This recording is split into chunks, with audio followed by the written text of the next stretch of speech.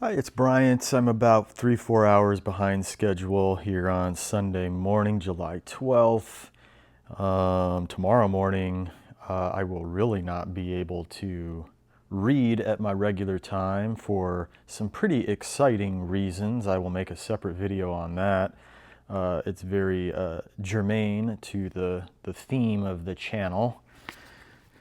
So I might produce 2 videos today to kind of set in place for chapter 39, which will be Monday.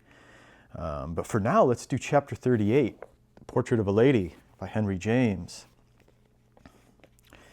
He went to see Madame Merle on the morrow, and to his surprise she left him off rather easily. But she made him promise that he would stop there until something should have been decided. Mr. Osmond had had higher expectations. It was very true that as he had no intention of giving his daughter a portion, such expectations were open to criticism, or even, if one would, to ridicule. But she would advise Mr. Rozier not to take that tone. If he would possess his soul in patience, he might arrive at his felicity. Mr. Osmond was not favorable to his suit, but it would not be a miracle if he should gradually come round. Pansy would never defy her father. He might depend on that, so nothing was to be gained by precipitation. Mr. Osmond needed to accustom his mind to an offer of a sort that he had not hitherto entertained, and this result must come of itself. It was useless to try to force it. Rozier remarked that his own situation would be in the meanwhile the most uncomfortable in the world, and Madame Merle assured him that she felt for him. But as she justly declared, one couldn't have everything one wanted. She had learned that lesson for herself. There would be no use in his writing to Gilbert Osmond, who had charged her to tell him as much. He wished the matter dropped for a few weeks, and would himself write when he should have anything to communicate which it would please Mr. Rozier to hear. "He doesn't like your having spoken to Pansy. Ah, he doesn't like it at all," said Madame Merle. "I am perfectly willing to give him a chance to tell me so." "If you do that, he will tell you more than you care to hear. Go to the house for the next month, as little as possible, and leave the rest to me." "As little as possible? Who is to measure that?" "Let me measure it. Go on Thursday evenings with the rest of the world, but don't go at all at odd times, and don't fret about Pansy. I will see that she understands everything. She's a calm little nature. She will take it quietly." Edward Rozier fretted about Pansy a good deal, but he did as he was advised and waited for another Thursday evening before returning to the Palazzo Roccanera. There had been a party at dinner, so that although he went early, the company was already tolerably numerous. Osmond, as usual, was in the first room near the fire, staring straight at the door, so that, not to be distinctly uncivil, Rozier had to go and speak to him. "I'm glad that you can take a hint," Pansy's father said, slightly closing his keen, conscious eye. "I take no hints, but I took a message, as I supposed it to be." "You took it? Where did you take it?" It seemed to poor Rozier that he was being insulted, and he waited a moment, asking himself how much a true lover ought to submit to. "Madame Merle gave me, as I understood it, a message from you, to the effect that you declined to give me the opportunity I desire, the opportunity to explain my wishes to you." Rozier flattered himself that he spoke rather sternly. "I don't see what Madame Merle has to do with it. Why did you apply to Madame Merle?" "I asked her for an opinion, for nothing more. I did so because she had seemed to me to know you very well." "She doesn't know me so well as she thinks," said Osmond. "I'm sorry for that, because she has given me some little ground for hope." Osmond stared into the fire for a moment. "I set a great price on my daughter." "You can't set a higher one than I do. Don't I prove it by wishing to marry her?" "I wish to marry her very well," Osmond went on with a dry impertinence which, in another mood, poor Rozier would have admired. "Of course, I pretend that she would marry well in marrying me. She couldn't marry a man who loves her more, or whom I may venture to add she loves more. I am not bound to accept your theories as to whom my daughter loves, Osmond said, looking up with a quick, cold smile. I am not theorizing. Your daughter has spoken. Not to me, Osmond continued, bending forward a little and dropping his eyes to his boot toes. I have her promise, sir, cried Rosier with the sharpness of exasperation. As their voices had been pitched very low before, such a note attracted some attention from the company. Osmond waited till this little movement had subsided. Then he said very quickly, I think she has no recollection of having given it. They had been standing with their faces to the fire, and after he had uttered these last words, Osmond turned round again to the room. Before Rosier had time to rejoin, he perceived that a gentleman, a stranger, had just come in, unannounced, according to the Roman custom, and was about to present himself to the master of the house. The latter smiled blandly, but somewhat blankly.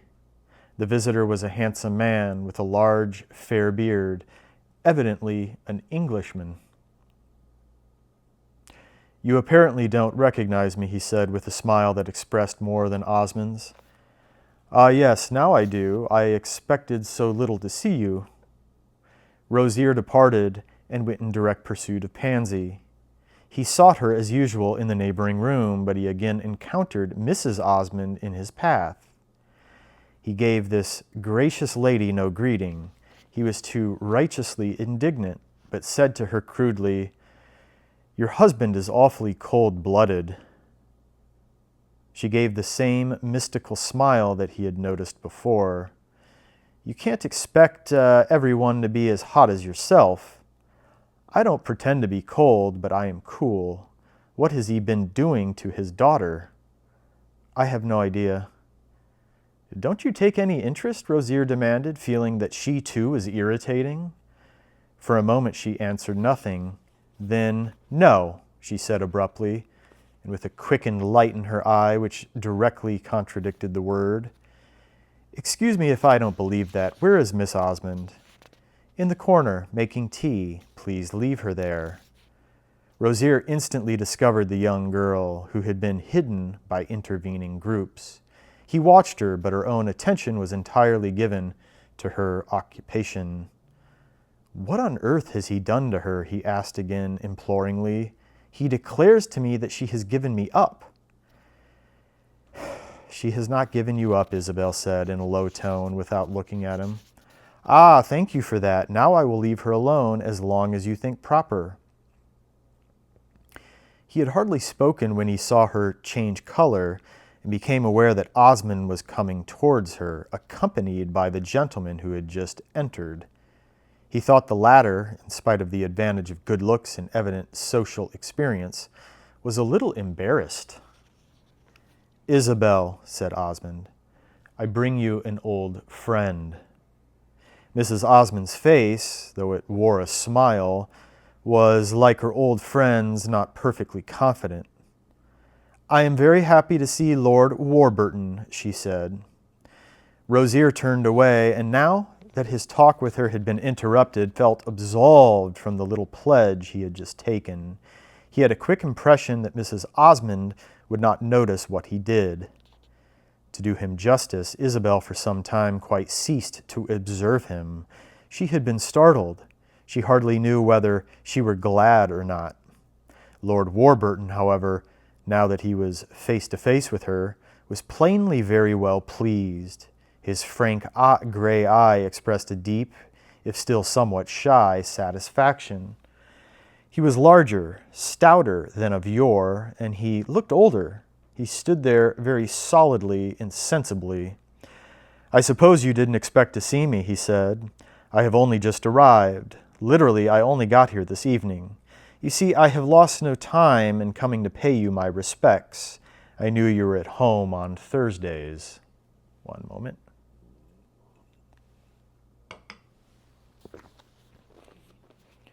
You see, the fame of your Thursday has spread to England, Osmond remarked, smiling to his wife. It is very kind of Lord Warburton to come so soon. We are greatly flattered, Isabel said. Ah, well, it's better than stopping in one of those horrible inns, Osmond went on. The hotel seems very good. I think it is the same one where I saw you 4 years ago. You know it was here in Rome that we last met. It is a long time ago.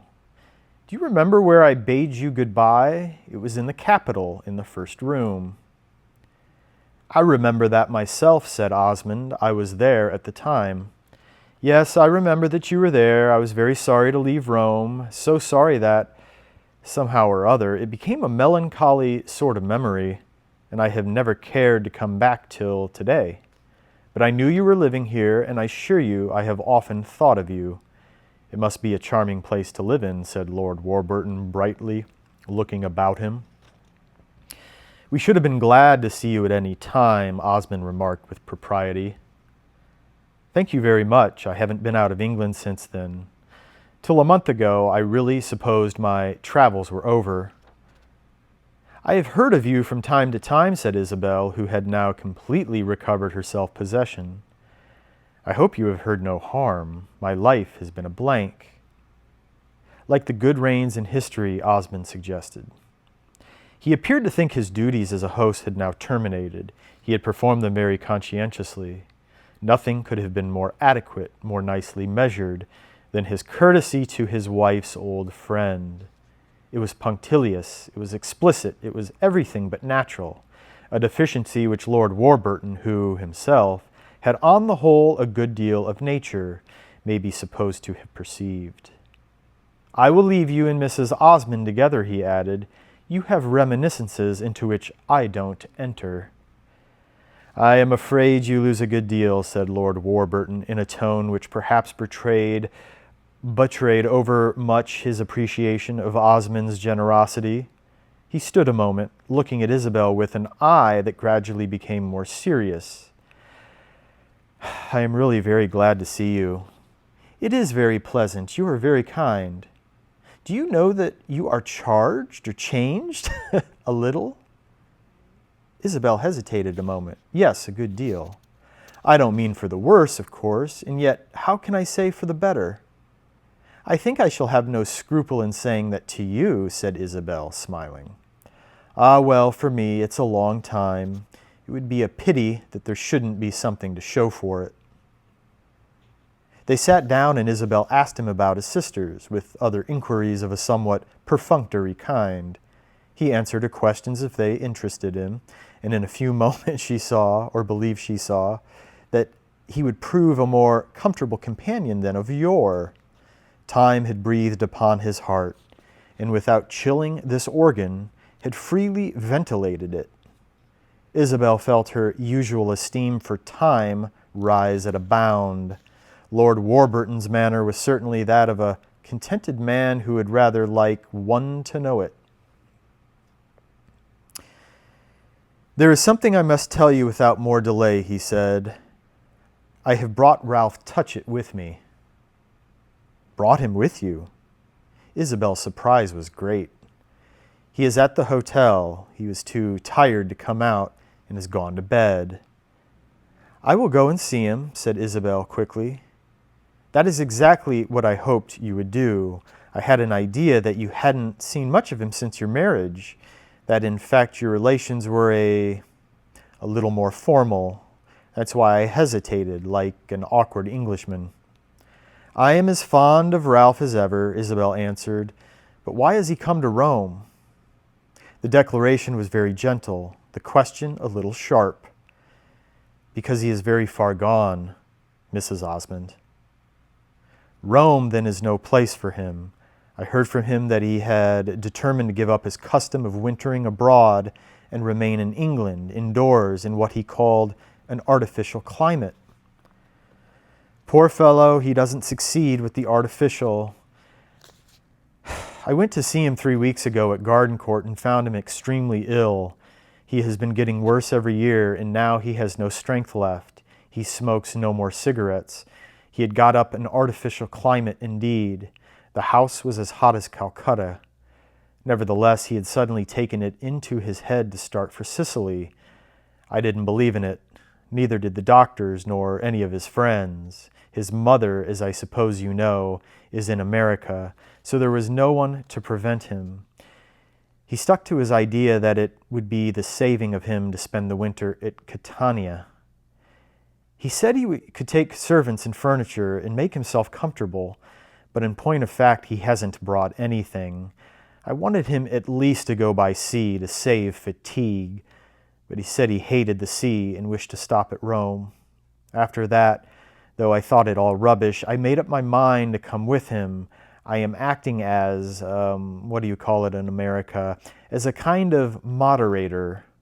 Poor Touchett's very moderate now.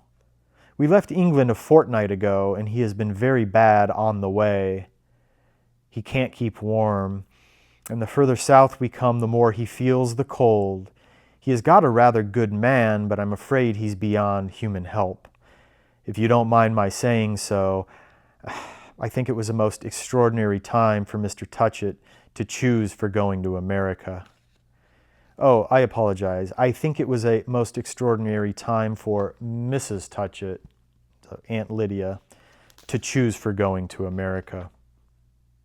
Isabel had listened eagerly. Her face was full of pain and wonder. My aunt does that at fixed periods, and she lets nothing turn her aside. When the date comes round, she starts. I think she would have started if Ralph had been dying. I sometimes think he is dying, Lord Warburton said. Isabel started up. I will go to him now. He checked her. He was a little disconcerted at the quick effect of his words. I don't mean that I thought so tonight. On the contrary, today in the train he seemed particularly well. The idea of our reaching Rome, he is very fond of Rome, you know, it gave him strength. An hour ago, when I bade him good night, he told me that he was very tired, but very happy. Go to him in the morning, that's all I mean. I don't tell him I was coming here. I didn't think of it till after we separated. Then I remembered that he had told me that you had an evening, and that it was this very Thursday. It occurred to me to come in and tell you that he was here, and let you know that you had perhaps better not wait for him to call. I think he said he had not written you. There was no need of Isabel's declaring that she would act upon Lord Warburton's information. She looked, as she sat there, like a winged creature held back. Let alone that I wanted to see you for myself, her visitor added gallantly. I don't understand Ralph's plan. It seems to me very wild, she said. I was glad to think of him between those thick walls at Gardencourt. He was completely alone there. The thick walls were his only company. You went to see him. You have been extremely kind. Oh dear, I had nothing to do, said Lord Warburton. We hear, on the contrary, that you are doing great things. Everyone speaks of you as a great statesman, and I am perpetually seeing your name in the Times, which, by the way, doesn't appear to hold it in reverence. You are apparently as bold a radical as ever. I don't feel nearly so bold. You know, the world has come round to me. Touchett and I have kept up a sort of parliamentary debate all the way from London. I told him he is the last of the Tories, and he calls me the head of the Communists. So you see there is life in him yet. Isabel had many questions to ask about Ralph, but she abstained from asking them all. She would see for herself on the morrow. She perceived that after a little Lord Warburton would tire of that subject, that he had a consciousness of other possible topics.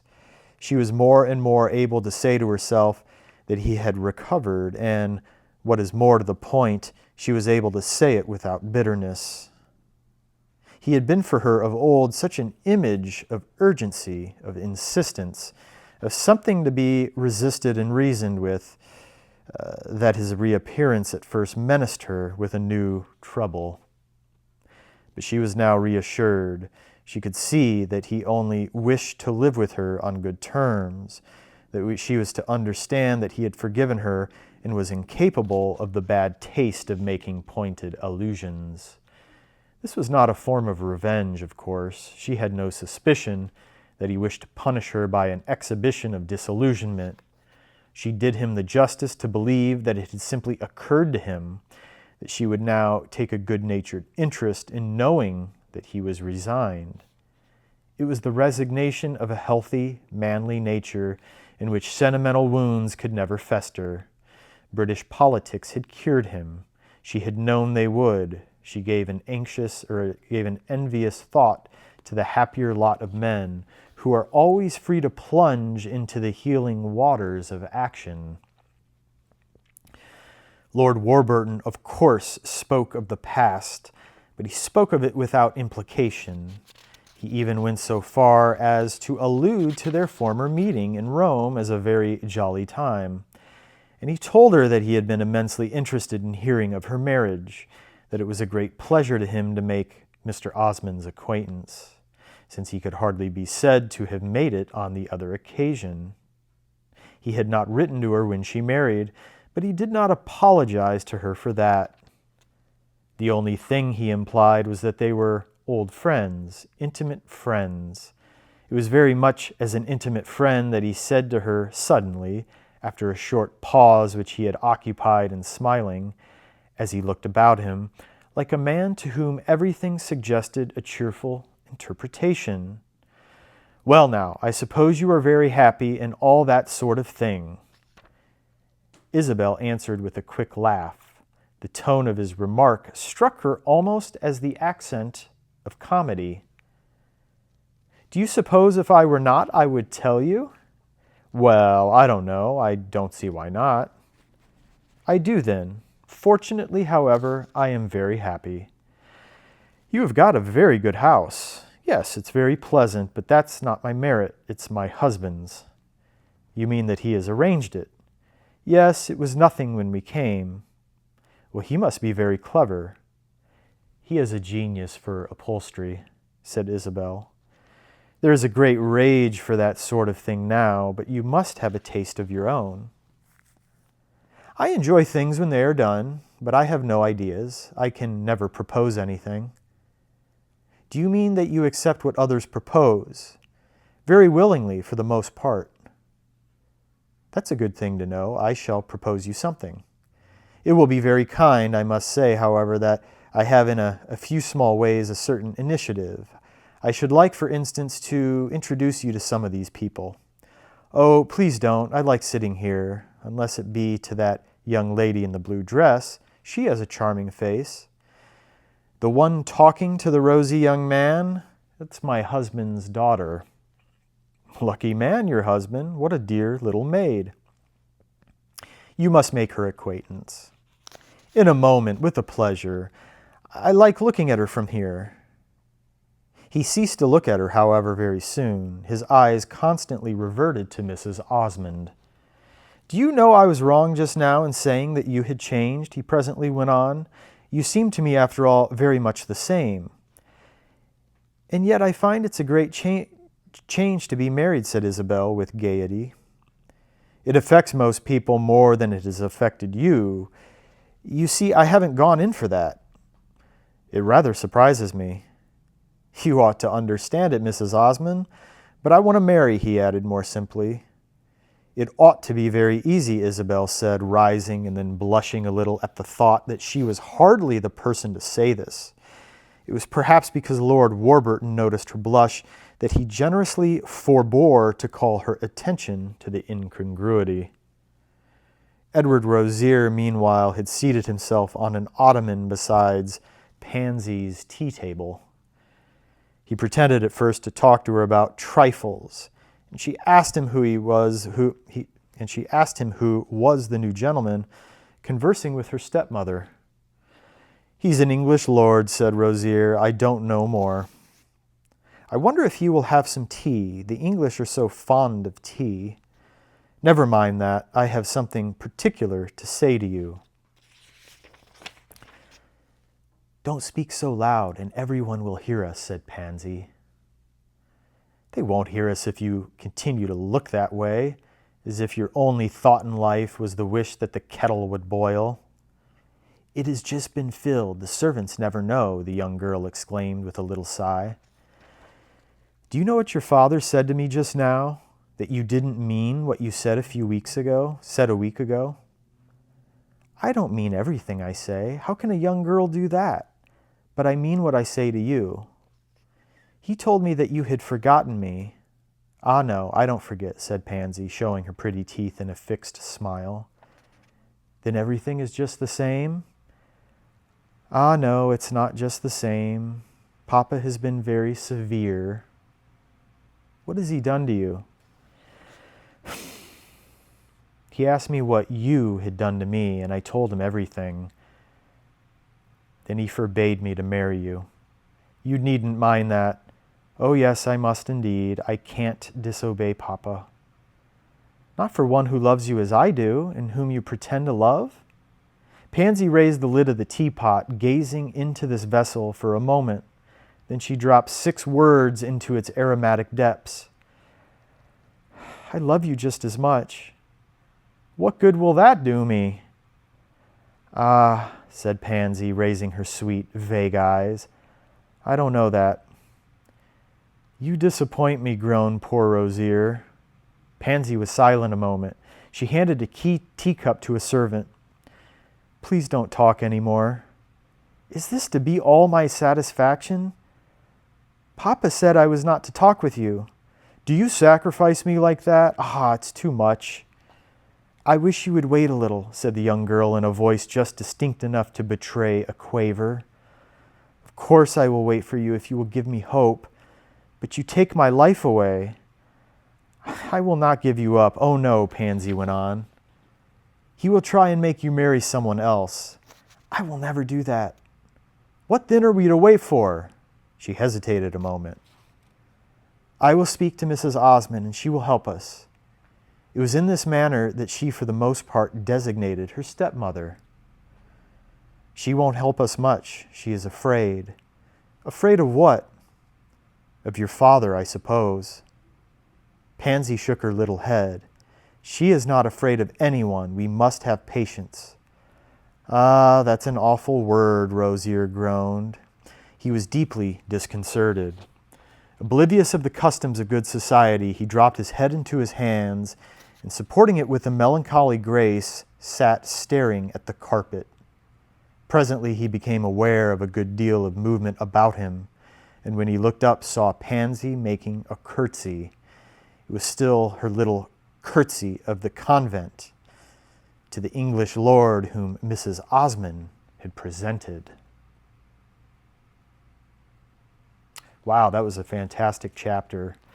Such an underlying current of sinister Osmondness kind of flowing beneath. Okay, that was chapter 38. As I alluded to earlier, I have a lot to do today for some more big news. That will come in a separate video and very shortly. See you later.